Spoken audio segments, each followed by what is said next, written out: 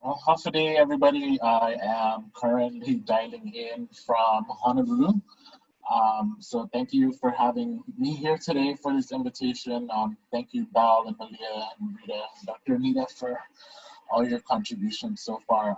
The picture, we were asked to have a photo behind us of our favorite places in Guam, and although I'm dialing in from Honolulu right now, uh, what you see in back of me is Maria P. Perry's Court in Santa Rita. This is the entrance to my maternal family compound where my grandparents built their home and divided the land between their 8 children. And so that's where I feel most rooted. This is where my family has always gathered and where we felt everything from pure joy to pain to grief to triumph to uncertainty all at the same time.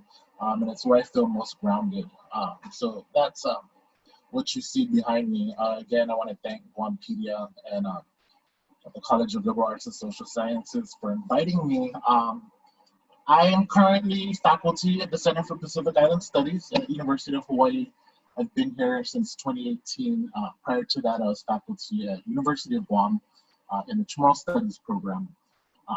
And having my feet both here in Hawaii and in Guam over the years, worked very closely with Guampedia, as you saw in the film clip that Rita presented, but also in helping to do whatever it is these amazing people like Guampedia have been doing. Um, Apart from that, I'm positioned, always been all over the place, whether in Guam or Hawaii, but also in California. I am the son of a retired airline employee, and my dad is a long-time proud member, employee of Pan American Airlines, and then worked within the industry until his retirement. So I was, I guess, what you call a buddy pass brat. Had privileges of growing up in California, but always coming home to that family compound, to Guam. And so I guess through that experience and what my parents worked hard to give me that opportunity to stay tied, I returned to Guam in the late 90s. And that's kind of the connection that I had. When I was asked to participate in this back kitchen table, I guess Rita was asking about what my connections are to World War II specifically, and how that's kind of been led to the work I've been doing. And it's an interesting question because I was not what you would call a stellar student growing up. I did not grow up saying, I'm going to be an academic, become a professor. That never entered into my consciousness until my adulthood.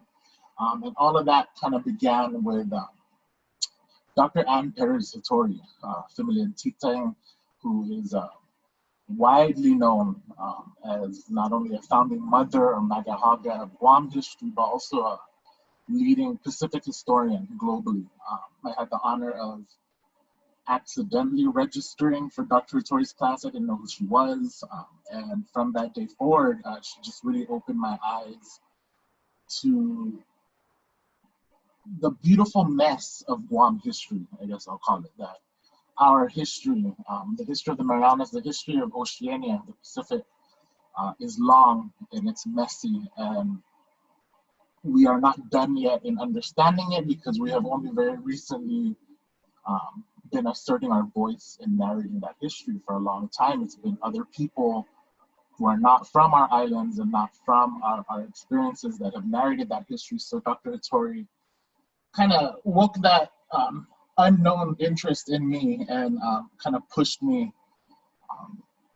down a scholarly path, and I found myself at the University of Hawaii as a graduate student in Pacific Island Studies, and was kind of confronted with something that I had never encountered, and that was professors telling us whatever you're going to do for your research, for your academic career, it needs to be deeply personal, and it needs to be something that is going to serve not only you as a scholar, but the communities that you're talking about, that you're researching. I mean, I had never really been told that by an academic, especially an American academic who didn't come from the place I came from. And so at first, that was very uncomfortable for me. I think I was brought up in the Western education system of, you tell me what I'm supposed to learn and I'll regurgitate it to you to show you that I know it. Here, they were trying to empower us to do something meaningful. So I had to really reflect, well, what am I supposed to do? What kind of research or project am I supposed to produce to get this master's degree that's going to be meaningful to myself, but also make some kind of contribution to the academy. And after a lot of reflection, all roads kind of led home to this road you see behind me, to my family, and in particular, my two grandmothers. I had just left Guam. This was in 2006. I left Guam and I was here in Honolulu starting a master's program. So, you know, at that time, feeling very homesick for Guam, feeling very people sick for Guam. For any of you that have left the island and kind of ended up in bigger cities or cities like Honolulu or San Francisco, it's daunting, right? You get homesick, you get people sick. So, you know, all my thought process were looking back towards home, but this was also when the Department of Defense kind of just came out and said, hey, we're going to do this big military buildup. We're going to relocate Marines from Okinawa to Guam. And, you know, those numbers fluctuated. First, it was going to be 800, then it was 8,000, then it was 80,000. And so, you know, that's still something that Guam wrestles with. But when I came out here, that was kind of what was happening at home. And so while that was happening at home, this question of what is our relationship to the U.S. military? And, you know, in the context of this messy history that I've been looking at, and in the context of missing home and missing my grandmothers, it all kind of led back to my family and my community history, which is what led to ultimately me doing the project on Sumai that you saw in the film. You know, flash forward a couple years, I finished my master's thesis, which is about Sumai, graduated, and that kind of shaped my path to go forward into a doctoral program and then go into academic career. But you know, I won't say much more because I'd like to hear from our audience at some point. But what this did for me is it put me in a position where I was in a position of privilege. I was a university professor. Right? And there's a lot of power that comes with that, as far as influencing people, the way they think, what they know, what we choose to not teach. And so, you know, that was a position of privilege. I was privileged to have gotten these degrees, but something was still very unfulfilling for me with regard to where I found myself as a university professor. You know, my work did good for me, right? It got me my degrees, it got me a job, it got me fame, as much fame as an academic can have. It did good for my family. I think my family was proud of me. I think it gave them a sense that, you know, the sacrifices they made to support me led to something. It did good for my community in Santa Rita, right? It put them, I guess, on the historical map, that their experience of being dislocated from Sumai and exiled to Santa Rita was getting some kind of recognition. But there was something unfulfilling about it, because at the end of the day, it really felt like, well, this is just helping me and my family and my village, right? And one of the things that I constantly wrestled with is, well, what now? That can't be it, right? If that was, you know, if this is it, then this is really just, you know, selfish.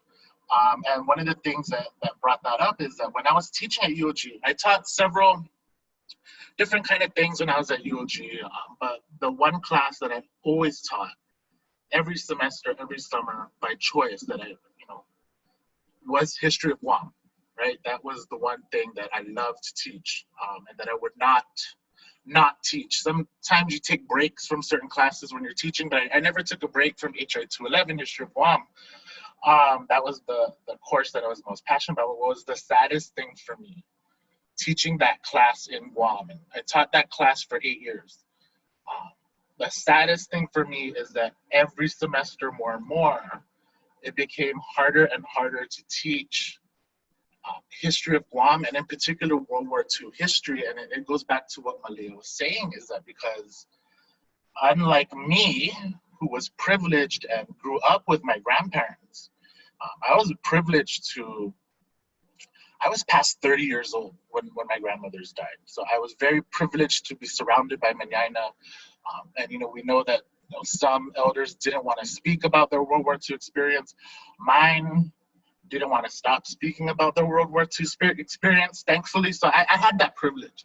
But I saw, as I was teaching at the University of Guam, that more and more younger people were disconnected from what Malia calls the living history, right? While some of us had a human connection to a World War II survivor where we could hear those experiences firsthand, many did not. They were hearing it secondhand or just completely unaware of it. So it's hard to teach, such a gut-wrenching, emotional, life and world-changing history to younger people who did not have the same experience as me. These young people were super intelligent, super willing, but there was a disconnect between what I had experienced and what I was trying to teach. So that became very sad for me. And I also was aware that the work we were doing in academia, there are people that don't have access to it. There are people that don't go to the university, that don't want to get a college education for whatever reason, and therefore do not have the same privilege of access to Guam history.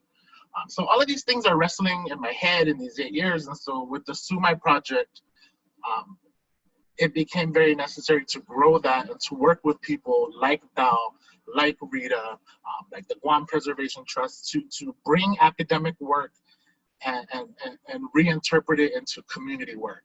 Right? And that led to many years of the Back to Sumai event, community exhibits in partnership with the Guam Museum, discussions like this. And so for me, my story of connection to World War II is in constantly trying to reinterpret academic work so that it's more accessible to people, because again, we don't want to disconnect people. We've been hearing many young people are hesitant to programming like this because they say, well, we don't know any of this. We can't be at the back kitchen table, which all of us in this Zoom know is not true. Everybody has an experience. And even if there are questions about what people don't know, we want them at the back kitchen table, because collectively, this is how we're going to sustain these stories in the absence of our elders who pass them on to us one-on-one. So my thing now is really a lot of collaborative work like this. And I'll just end saying that, it becomes harder and harder, especially now I'm not in Guam. For the last 2 years, I've been here in Honolulu. This is the first liberation that I can remember in the past 10, 15 years that I'm not home on Guam. Even when I was away for school or for work, I would find a way to be home. So it is, I know we're all facing challenges, and it's sad that we can't, there's no playbook for how to celebrate liberation now. So I'm just thankful to the audience and to Guampedia for putting this together. And I guess I'll just kind of end there. And if there are questions, we can come back to that. Thank you. This Ma'asi, James. And, one of the things you were saying is, you didn't feel like you did enough or you were doing enough. And that's something that's been embedded in our Chamorro perspective, in our system of reciprocity, that's in Suli. And always, we have to give back to the family. We have to give back to the community. And that's just part of who we are, part of our Costumbran Chamorro. And so, that kind of yearning, that wondering, a lot of young people feel that. It's like, don't stop looking, don't stop trying, don't stop asking questions, because that yearning is, it's the voices of our Mañana that are trying to reach out to you, and that we do have resources, we do have people that can help you connect.